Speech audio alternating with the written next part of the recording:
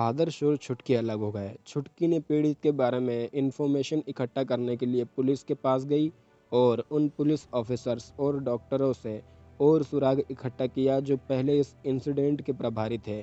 दूसरी ओर आदर्श बस लड़की के घर गया यह देखने के लिए कि क्या वह उसके परिवार से कुछ नया सुराग ढूंढ सकता है या नहीं। घटना बहुत पहले की नहीं थी, अभी 2 महीने ही हुए थे। आदर्श एक पुरानी गली में पहुंचा जहां के निवासी दुकानों के ऊपर रहते थे। घर में जाने के लिए उसे एक छोटी सी गली से अपना रास्ता बनाना पड़ा और मेन रोड तक अपना रास्ता ढूंढना पड़ा। घर में 2 मंजिलें थी। इसका आगे का भाग सड़क के सामने था। कुछ नाश्ते की दुकानें और एक आरामदायक उत्तम बुटीक से भरा हुआ था। दूसरी मंजिल में फूलों के कुछ गमले थे। दीवार पर लताओं के साथ जो पुराने घर में कुछ रंग जोड़ रहे थे। यह रहने के लिए एक आरामदायक जगह लग रही थी।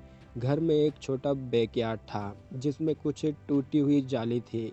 उन पर लटकी हुई डालियां हवा में धीरे से लहरा रही थी।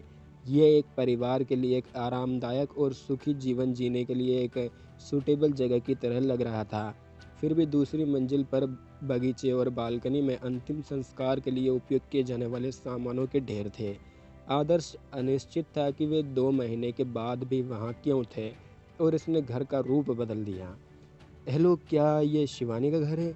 आदर्श ने गेट के बाहर खड़े होकर आवाज़ लगाते हुए पूछा। ओह हाँ, ये है। हेलो, और आप हो? एक सुंदर लड़की घर से बाहर निकली। उसके चेहरे पर एक पोलाइट स्माइल थी, फिर भी उसकी आंखें दुख का संकेत दिखा रही थी। मैं तुम हो? आदर्श ने जब लड़की को ठीक से देखा तो वो एक शब्द भी न कह सका। उसने लड़की पर अपनी उंगली उठाई लेकिन उसे कहने के लिए कोई शब्द नहीं मिला। लड़की ने आदर्श को कन्फ्यूज़न से देखा।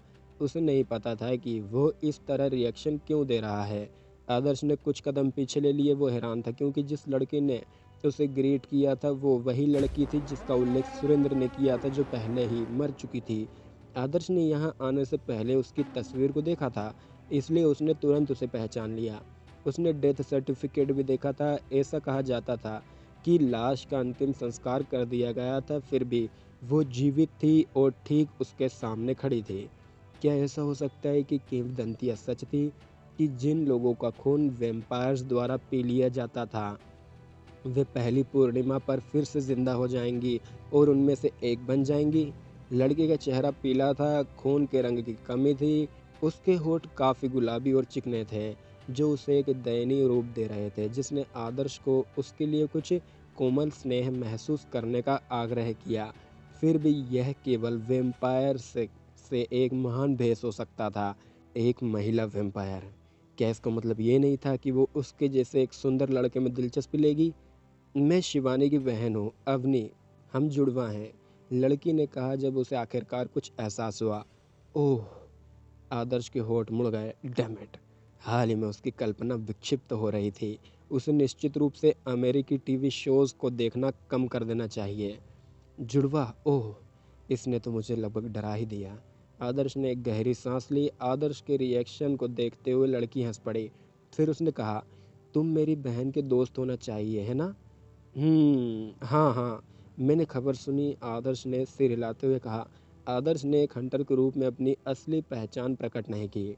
मैजिशियंस सहित कई आम लोगों को इस बात का अंदाज़ा नहीं था कि शहर में इंसानों के अलावा बाकी चीज़ें भी मौजूद हैं। उन्हें कोई अनावश्यक भय देने की ज़रूरत नहीं थी, इसलिए ज़्यादातर समय एक जांच के दौरान आदर्श और छुटकी झूठी पहचान का उपयोग करते थे। घर थोड़ा गंदा है, चलो वहाँ दुकान में बात करते हैं। अवनी ने आदर्श को घर में इनवाइट नहीं किया था। ऐसा करना नासमझी थी जब वह घर पर अकेली थी। आदर्श ने सिर हिलाया। उसने महसूस किया अवनी काफ़ी होशियार लड़की थी, लेकिन वह अनिश्चित था कि उसकी बहन का व्यक्तित्व कैसा था जो जिंदगी के प्राइम टाइम से गुजर गई थी। छोटे कैफ़े के अंदर आदर्श ने अवनी के लिए एक गिलास जूस और अपने लिए कुछ खाने का ऑर्डर दिया। वो अपना डिटेक्टिव का काम शुरू करने की जल्दी में था, इसलिए वह दोपहर के खाने के बारे में पूरी तरह से भूल गया था। मैंने देखा कि आपके घर में अभी भी अंतिम संस्कार के दौरान इस्तेमाल किए गए सामानों का ढेर है।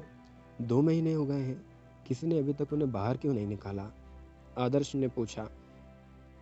परिवार में और कोई नहीं है। अंतिम संस्कार में मेरी मदद करने के बाद हमारे रिश्तेदार चले गए थे। मैं भी अपने मन से दुख हटाने के लिए चली गई थी। मैं कल ही वापस आई थी, इसलिए मेरे पास अभी तक उन्हें साफ करने का समय नहीं था। अवनी ने दुख के संकेत के साथ धीरे से कहा, तुम दोनों ही घर में रह रहे थे? आदर्श ने पूछा। हाँ, हमारी मम्मी पापा का देहांत बहुत पहले हो गया था। मेरी बहन ने स्कूल जाना बंद कर दिया था ताकि वह काम कर सके और बस मैं अपनी पढ़ाई जारी रख सकूं। अवनी की आवाज़ थोड़ी कांप रही थी। आदर्श ने लड़की को देखा। थोड़ी से शब्द उसके लिए उस दृश्य की कल्पना करने के लिए काफ़ी थे जहाँ दो लड़कियाँ एक दूसरे पर डिपेंड थी। वे बेहद करीब रहे होंगे। मैं आपकी बाद में मदद कर दूंगा, आप उन्हें अकेले साफ नहीं कर पाएंगे, आदर्श ने हेल्प ऑफर करते हुए कहा। अवनी ने अपना सिर हिलाया। यह साफ था कि वह उसे परेशान नहीं करना चाहती थी। उसने उसकी ओर देखा और पूछा, मैंने तुम्हें पहले कभी नहीं देखा, क्या तुम मेरी बहन के कलीग हो? आदर्श ने पहले ही अपना होमवर्क कर लिया था, इसलिए उसने जवाब दिया, कलीग नहीं, लेकिन उसका वर्क प्लेस मेरे बगल में था, इसलिए हम कभी कभार बात कर लेते थे। ओह, तो तुम वही हो। मेरी बहन ने मुझे पहले एक बार तुम्हारे बारे में बताया था। उसने कहा कि तुमने हमेशा उसकी देखभाल की है। अवनी ने कहा। आदर्श को पता था कि अवनी किसी और का जिक्र कर रही है, इसलिए वह खुशी खुशी उस व्यक्ति का रोल प्ले करने लगा। भले ही अवनी अभी भी थोड़ी उदास लग रही थी, उसने सबसे दर्दनाक समय को सहन कर लिया था, इसलिए आदर्श सीधे टॉपिक पर आ गया। क्या आपकी बहन की मौत हार्ट अटैक से हुई है? मुझे भी ऐसा ही लगता है, यही डॉक्टर ने मुझे बताया है, अवनी ने कहा। लेकिन मैंने सुना है कि उसे किसी चीज़ ने काट लिया था और वह समय के दौरान गंभीर एनीमिया से पीड़ित थी, आदर्श ने कहा। मेरी बहन हमेशा से कमज़ोर रही है और कभी-कभी एनीमिया से पीड़ित रहती थी। मुझे नहीं लगता कि इसमें कुछ अजीब है, अवनी ने कहा। मैं उस बूढ़े आदमी से मिला जिसने तुम्हारी बहन को हॉस्पिटल भेजा था। उसने जोर देकर कहा कि उसने कुछ देखा था। मैं भी काफ़ी उत्सुक था। पिछली बार जब मैंने उसे देखा था तो तुम्हारी बहन अच्छी लग रही थी। फिर भी मैं यह सुनकर इतना हैरान था कि उसकी मौत हार्ट अटैक से हो गई है। मुझे समझ में आया कि कुछ दिन पहले वह मरने से पहले घबरा रही थी, इसलिए मैंने उससे पूछा और उसने मुझे एक शिकारी के बारे में कुछ बताया। क्या उसने आपको इसके बारे में कुछ बताया है? आदर्श ने बातचीत को अपने तरीके से आगे बढ़ाया। अवनी ने अतीत को याद करना शुरू कर दिया। थोड़ी देर बाद उसने अपनी आवाज़ कम की और उसे देखते हुए कहा, मैंने कभी किसी शिकारी के बारे में कुछ नहीं सुना, लेकिन मेरी बहन ऐसा होने से कुछ दिन पहले काफ़ी सतर्क थी। 2 महीने पहले मौसम उतना सर्द नहीं था, इसलिए जब मैं स्कूल वापस आई तो मैंने खिड़कियां खोल दी, लेकिन उसने घबरा कर उन्हें बंद कर दिया।